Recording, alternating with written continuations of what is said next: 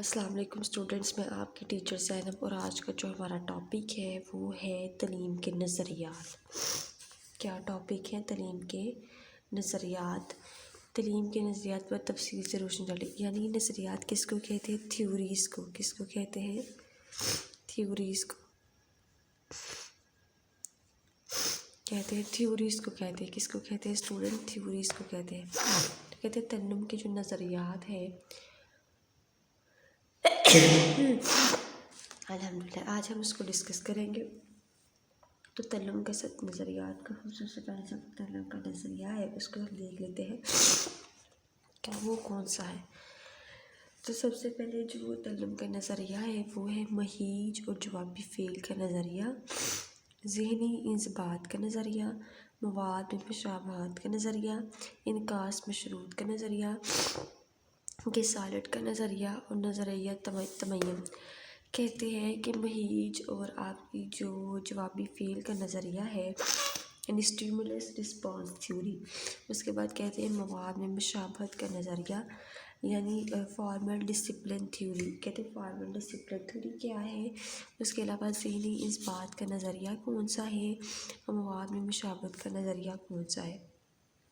یعنی سب سے پہلے اسٹیمولس رسپانس تھیوری ہے، سیکنڈ والی فارورڈ ڈسپلن تھیوری ہے، تھرڈ والی آئیڈینٹیکل ایلیمنٹس تھیوری ہے، اور فورتھ والی آپ کی کنڈیشنل ریفلیکس تھیوری ہے، اور ففتھ والی گیسالٹ تھیوری ہے، اور سکس والی آپ کی جنرلائزیشنز تھیوری ہے۔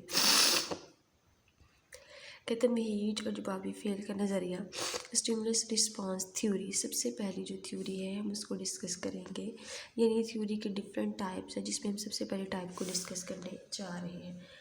تو کہتے ہیں اس نظریے کے مطابق ہر مہیج کے جواب میں کوئی جوابی فعل سرد ہوتا ہے، یعنی کسی چیز کے جواب میں کوئی نہ کوئی جواب زد آپ کا فعل ہوتا ہے۔ تھارن ڈائک کے مطابق اگر مہیج محرک اور جوابی فعل کے درمیان تعلق پیدا کر دیا جائے تو ان کے درمیان تعلق مستقیم ہو جاتا ہے۔ کہتے ہیں اکارڈنگ ٹو دا تھارن ڈائک، اگر مہیج یعنی جوابی فعل کے درمیان اگر آپ کوئی ریلیشن پیدا کرتے ہیں، کوئی تعلق پیدا کرتے ہیں تو ان کے درمیان تعلق مستقیم ہو جاتا ہے، یعنی وہ ریلیشن ان کا جو ہے وہ اسٹرانگ ہو جاتا ہے۔ کیا ہوتا ہے؟ ریلیشن اسٹرانگ ہو جاتا ہے۔ مثلا اگر آنکھوں میں تیز روشنی ڈالی جائے تو اس سے آنکھیں چندیا جاتی ہیں اور فوراً بند ہو جاتی ہیں۔ کہتا ہے کہ کوئی بھی محرک یعنی کوئی بھی جو آپ ایکٹ کرتے ہیں وہ جوابی فعل کے درمیان تعلق پیدا کر دیا جاتا ہے۔ کہتا ہے کوئی ایکٹ کرتا ہے تو وہ جوابی جو فعل ہے جو آپ کا اس کے درمیان تعلق پیدا کر دیا جاتا ہے، اس کے درمیان آپ کا ریلیشن پیدا کر دیا جاتا ہے تو ان کے درمیان تعلق مستقیم کہتے ہیں، اس کا جو ریلیشن ہے وہ مستقیم ہو جاتا ہے۔ مثلا اگر آنکھوں میں تیز روشنی ڈال دی جائے اس سے آنکھیں چندیا جاتی ہیں اور فوراً بند ہو جاتی ہیں۔ کہتے ہیں اگر آنکھوں میں تیز روشنی ڈالتے ہیں اس سے آپ کی جو آنکھیں ہیں وہ چندیا جاتی ہیں اور اس میں جو ہے وہ فوراً بند ہو جاتی ہیں۔ اس کے بعد کہتے ہیں ذہنی انضباط کا نظریہ، یعنی آپ کی جو فارمل ڈسپلن تھیوری ہے وہ کون سی ہے؟ کہتے ہیں ذہنی انضباط کے نظریے کے مطابق انسان کئی صلاحیتوں میں سے عقل، شعور، غور و فکر، استدلال، حافظی اور ذہانت کا مالک ہے۔ کہتے ہیں آپ کی جو ذہنی انضباط ہے اس کے نظریے کے مطابق انسان کئی صلاحیتوں میں سے عقل بھی، شعور بھی، اس میں غور و فکر بھی ہے، استدلال بھی، حافظہ بھی، اور ذہانت کا مالک ہے۔ وہ ان صلاحیتوں کی وجہ سے اپنے سابقہ تجربات کو سامنے رکھتے ہوئے آنے والے مسائل کا حل تلاش کر لیتا ہے۔ کہتے ہیں کیا ہوتا ہے کہ آپ کی جو ذہنی انضباط ہے اس کے مطابق انسان کی صلاحیتوں میں سے عقل، غور و فکر اور شعور اور ذہانت کا مالک ہے۔ وہ اس صلاحیتوں کی مدد سے اپنے جو اس کے سابقہ تجربات ہیں یعنی جس کے جو پیچھے ایکسپیرینس ہو چکے ہیں ان میں آنے والی مسائل کا حل تلاش کر لیتا ہے۔ یہی وجہ ہے کہ طلباء کے نصاب میں ریاضی اور فلسفہ جیسے مضامین شامل کیے جاتے ہیں تاکہ ان کی ذہنی تربیت کی جا سکے۔ کہتے ہیں جو ذہنی انضباط ہے نا بیسیکلی اسٹوڈنٹ وہ کہتے ہیں وہ جو تھیوری ہے وہ انسان کی کئی صلاحیتوں میں سے عقل، شعور و ذہانت کا مالک ہے۔ اس وجہ سے کہتے ہیں کہ آپ کی جو سائنس ہے اور آپ کی جو فلسفہ ہے اس کے لیے شامل کیا جاتا ہے تاکہ ان کی ذہنی تربیت کی جا سکے۔ دیکھیے جو اب آپ کویسچن حل کرتے ہیں یعنی جب آپ میتھمیٹیکل کویسچن کرتے ہیں یا کوئی بھی کویسچن کرتے ہیں تو وہ آپ کو تھیوریٹیکل کویسچن کیونکہ میتھمیٹیکل کویسچن ہے، کہتے ہیں تو اس کو کویسچن کو جب وہ حل کرتا ہے میتھمیٹیکل تو اس کے مسائل کا آنے والے جو مسائل ہیں اس کا حل تلاش وہ کر لیتا ہے۔ ٹھیک ہو گیا. اس کے بعد کہتے ہیں مواد میں مشابہت کا نظریہ یعنی آئیڈینٹیکل ایلیمنٹ تھیوری. سب سے پہلے اس کے بعد ہم دیکھیں گے کہ اس نظریے میں کیا ہوتا ہے. کہتے ہیں اس نظریے کی روح سے اگر دو مہارتوں کو کچھ مشابہت ہو تو اگر وہ کیا کہتے ہیں کہ دو مہارتوں کو کچھ مشابہت دے دی جائے، یعنی کہتے ہیں کہ اگر آپ کی دو مہارتیں ہیں، یعنی اگر ایک اسٹوڈنٹس میں دو چیزیں ہیں یا دو مہارتیں ہیں، اس میں کچھ مشابہت ہو تو ایک مہارت کو سیکھ کر دوسری مہارت سیکھنے میں آسانی ہو جاتی ہے. کہتے ہیں یعنی وہ کہتا ہے کہ اسے ایک مہارت سیکھنے میں، اگر اس کے پاس ایک مہارت ہے تو اس کو سیکھ کر دوسری مہارت سیکھنے میں آسانی ہو جاتی ہے. تھارن ڈائک اور ووڈ ورتھ کے مطابق مہارتوں میں مشابہت انتقال تربیت میں آسانی پیدا کرتی ہے. ویسے روزمرہ زندگی ہمارے مشاہدے میں یہ بات آتی ہے کہ اگر آپ سائیکل چلانا آتی ہو تو وہ 2 میٹر سائیکل چلانا سیکھ جاتا ہے. اس کے علاوہ موٹر سائیکل چلانے والی کار کی ڈرائیور جلدی سیکھ جاتا ہے. اسی تجارت تجربے سے ثابت ہوتا ہے کہ ایم اے جو سیاسیات ہیں یعنی وہ کیا کہتے ہیں کہ جو ایم اے سیاست پاس کرنے والے طالب علم ہیں ان کے لیے ایم اے 3 پاس کرنا آسان ہو جاتا ہے، کیونکہ دونوں مضامین کے مواد میں کوئی نہ کوئی مشابہت ضرور پائی جاتی ہے. تو وہ کیا کہتے ہیں کہ آپ کی اس کا جو مضامین ہے وہ اس کے بالکل آپس میں مشابہت رکھتے ہیں. تو جب وہ مضامین آپ یاد کرتے ہیں سنتے ہیں تو کہتے ہیں وہ پاس ایم اے جو سیاست پاس کرنے والا ایم اے 3 کو بہت آسانی سے پاس کر سکتا ہے، کیونکہ دونوں میں کسی نہ کسی حد تک مشابہت ضرور پائی جاتی ہے. انعکاس مشروط کا نظریہ کنڈیشنڈ ریفلیکس تھیوری. کون سی تھیوری ہے؟ Conditioned reflex theory.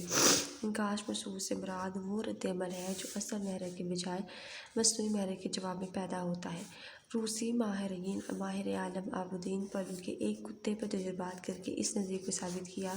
اس نے کتے کے سامنے گھنٹی بجھا کر خوراک رکھی جس سے کتے کے منہ میں پانی آ گیا. یہ عمل اس نے بار بار کئی بار دہرایا. پھر اس نے کتے کے سامنے خوراک رکھنے سے پہلے گھنٹی بجائی. اس کے بعد صرف گھنٹی کی آواز سن کر جو کتے کے منہ میں پانی آ گیا. اس طرح اس نے مصنوعی محرک سے رد عمل حاصل کر لیا. تو کہتے ہیں کہ جو آپ کی کنڈیشنل ریفلیکس تھیوری ہے وہ یہ ہے کہ جو اصل محرک کے بجائے مصنوعی محرک میں پیدا ہوتی ہے. دیکھیں آپ کا جو عمل ہے آپ نے کئی بار دہرایا، پھر اس کتے کے سامنے منہ میں جو اس نے خوراک رکھی اس کے منہ میں پانی آ گیا، اس نے گھنٹی بجائی، اور پھر دیکھیں 3rd ٹائم اس نے کیا کیا اور اس کے سامنے خود ہی اس نے صرف گھنٹی بجائی، کتے کے منہ میں پانی آ گیا. پہلے وہ گھنٹی بجاتا تھا، خوراک رکھتا تھا، پھر اس کے منہ میں پانی آتا تھا. پھر کہتے ہیں اس طرح سے مصنوعی محرک سے رد عمل حاصل کر لیا. ڈاکٹر پاولو کے مطابق انعکاس مشروط کے مندرجہ باتوں کا ہونا بہت ضروری ہے. نمبر 1 کہتے ہیں مصنوعی محرک کو پہلے اور اصلی محرک کو بعد میں آنا چاہیے. کہتے ہیں جو مصنوعی محرک ہے اس کو پہلے آپ رکھیں اور جو آپ کا اصلی محرک ہے اس کے بعد میں رکھیں. دونوں محرکات کے درمیان کم سے کم وقفہ ہو، یعنی زیادہ وقفہ نہیں ہونا چاہیے. دوسرے محرک کو پہلے محرک کے بعد لگاتار آتے رہنا چاہیے تاکہ انعکاس مشروط قائم کیا جا سکے. کہتے ہیں دوسرے محرک کو پہلے محرک کے بعد آپ لگاتار استعمال کریں تاکہ انعکاس مشروط قائم کیا جا سکے. نمبر 3 پہ ڈاکٹر پالو کی طرح ڈاکٹر واٹسن نے بھی موتی تجربات سے انعکاس مشروط کو ثابت کیا ہے. کہتے ہیں جیسے ڈاکٹر پالو نے کیا ہے ویسے ڈاکٹر جو انعکاس ہے انہوں نے بھی کیا. واٹسن نے بھی. کہتے ہیں اس نے 11 ماہ کے ایک بچے کے سامنے خرگوش رکھا، پھر وہ خرگوش سے کھیلنے لگا. اچانک اس نے بچے کے نزدیک ہتھوڑے سے زوردار آواز پیدا کی. بچہ آواز سن کر ڈر گیا. اس نے یہ عمل پر کئی بار دہرایا. اس طرح بچے کے ذہن میں آواز کی خرگوش کی وجود سے مشہور ہو گئی. اس کے بعد بچہ آواز کے بغیر ہی صرف خرگوش سے ڈرنے لگا. کہتے ہیں کہ اس نے کیا کیا، بچے کے سامنے خرگوش رکھا اور کیا کرنے لگا، تھوڑے سے زوردار آواز پیدا کی اور بچہ ڈرنے لگ گیا. پھر اس نے کئی بار یہ عمل دہرایا. پھر اس نے کیا کیا کہ اس نے ذہن میں آواز کی خرگوش سے مشروط ہو گئی. اس نے پھر بچے کی آواز بغیر صرف خرگوش سے ڈرنے لگا. گیسالٹ کا نظریہ. گیسالٹ کہتے ہیں کہ نمونۂ شکل کے گیسالٹ کے نظریے کے مطابق اگر کسی نمونہ یا شکل کو مجموعی طور پر دیکھا جائے تو اس کے ذات کو سمجھنا آسان ہو جاتا ہے، یعنی کل اور جزو کا باہمی تعلق انتقال تربیت میں دیتا ہے. اگر کسی بچے کو ضرب کا عمل سکھا دیا جائے تو پہاڑوں کے استعمال سے جلد واقف ہو جاتا ہے. اسی طرح اگر کوئی فرد کرکٹ میچ دیکھ لے تو وہ کرکٹ کے نظام سے بیٹنگ بالنگ فیلڈ کو آسانی سے سمجھ سکتا ہے. نمونہ یا شکل کیا ہے؟ کہتا ہے اگر آپ کو کوئی چیز کا آپ نمونہ دیکھ لیں، کوئی شکل دیکھ لیں تو آپ آسانی سے اس کے جو نظریہ اس کی تھیوری اس کو سمجھ سکتے ہیں. اگر کسی بچے کو ضرب کا عمل سکھا دیا جائے تو پہاڑے کے استعمال سے جلد واقفیت حاصل کر لے. اس طرح کوئی فرد کرکٹ میچ دیکھ لے تو بیٹنگ وغیرہ کو آسانی سے. نظریہ تمیم جنرلائزیشن.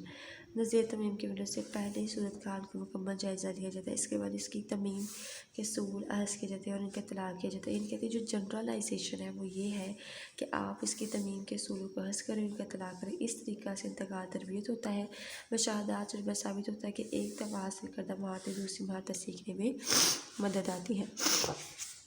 اسٹوڈنٹ آج کا جو ہمارا ٹاپک تھا وہ یہ تھا کہ نظریات کیا ہیں تعلم کے۔ تو وہ 5 قسم کے نظریات تھے، جس میں ہم نے سب سے پہلے دیکھا کہ آپ کے نہیج جو جوابی فعل کا نظریہ ہے، یعنی جیسا آپ نے کام کیا فوراً اس پہ آپ کو جواب مل جائے۔ ذہنی اس بات کا نظریہ یعنی آپ کے جو ذہن سے ریلیٹ ہے اس کا نظریہ ہے۔ پھر کہتے ہیں مواد میں مشابہت کا نظریہ یعنی ایک جیسے سے ریلیٹ ہے، جیسے ہم نے دیکھا کہ کسی نے ایم سیاست کیا ہے تو اس کے لیے ہسٹری کا جو مضامین ہے اس کو پاس کرنا آسان ہو جاتا ہے۔ انعکاس مشروط کا نظریہ ہے، گیسال کا نظریہ جس میں اس نے کہا کہ اس نے مصنوعی چیزوں کو بتایا کہ اگر آپ مصنوعی چیزوں کا استعمال کرتے ہیں تو اصل مہر کے بجائے سب سے پہلے مصنوعی چیزوں کا استعمال کریں۔ پھر اس تھرڈ پہ جو ہے نظریہ تمیم ہے، یعنی تمیم کے پہلے سال کیے جانے والے تمام عناصر ان کے طلاق کیا جاتا ہے، اس طریقے سے انتقال پذیر ہو جاتا ہے۔ مشاہدات تجربہ ثابت ہوتا ہے کہ ایک دفعہ سے کردہ مہارتیں دوسری مہارتیں سیکھنے میں آپ کو مدد دیتی ہے۔ تو آج کا یہ ہمارا ٹاپک تھا اور آئی ہوپ کہ آپ کو آج کا ٹاپک کلیئر ہو گیا ہوگا۔ اوکے اسٹوڈنٹس، اللہ حافظ۔ ویڈیو پسند آئی تو لائک کریں، اپنی رائے کمنٹ کریں، ایسے ہی مزید ویڈیوز کے لیے ہمارا چینل سبسکرائب کریں اور بیل کا آئیکن دبائیں تاکہ آپ کو ہر ویڈیو کا نوٹیفیکیشن ملتا رہے۔